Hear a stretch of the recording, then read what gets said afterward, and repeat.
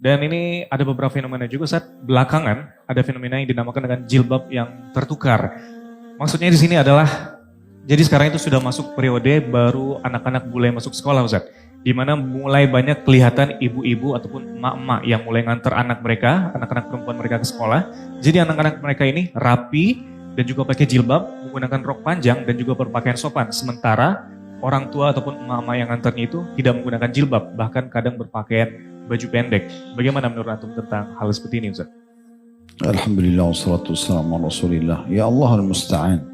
Harusnya kan sang ibu lebih mencontoh, ya, menjadi contoh dan suri teladan buat anaknya ya.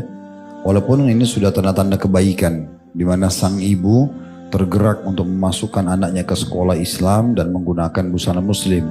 Tapi itu tidak cukup. Harusnya memang dia pun menjadi contoh untuk itu ya. Dan tidak perlu mengatakan, ini saya sering dengar ya, dari beberapa ibu-ibu pengajian, ada teman saya Ustaz mau pakai jilbab, tapi dia bilang ya tunggulah nanti kapan hatinya tergerak. Ya kalau malaikat maut lebih dulu datang menyebut nyawanya sebelum tergerak hatinya gimana gitu kan. Jadi harusnya dia setiap ada bisikan dan sentuhan sedikit saya dalam hati, kita harus meraih hidayah itu. Karena Allah subhanahu wa ta'ala tidak akan mungkin menurunkan tangan dari langit untuk menarik kita beribadah atau menahan kita dari maksiat.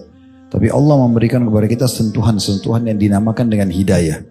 Kayak kita dengar azan tersentuh untuk sholat, kita tiba-tiba lihat fenomena alam, terus kita mengingat kematian atau takut kepada Allah, itu semua sentuhan-sentuhan hidayah. Atau kita melihat Ka'bah, kita terharu misalnya, atau kita baca Quran, atau kita majelis ilmu, kita merasa ada sesuatu yang kita rasa tenang dalam hati kita, itu semua hidayah yang harusnya kita jaga gitu ya. Ini sayang sekali. Saya juga pernah menemukan ada satu kejadian yang unik gitu ya.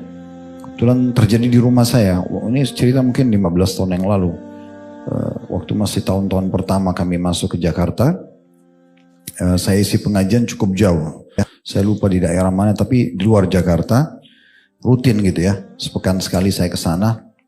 1 jam 15 menit ke sana, pulang pergi jadi 2 jam lebih. Intinya saya pernah membawa buku pesanan pengajian. Satu waktu ada ketua panitianya itu ingin mengantar uang buku itu. Kemudian dia pun menemukan alamat kami lalu datang gitu. Tapi tiba-tiba saya lagi dalam rumah mempersiapkan pengajian untuk keluar dari rumah sekitar 9:30 pagi. Ada satu ibu datang terus disambut sama istri saya. Terus istri saya masuk ke dalam, dia bilang ini ada ibu datang cari tapi sepertinya agak unik gitu. Saya bilang kenapa? Karena dia pakai rok pendek,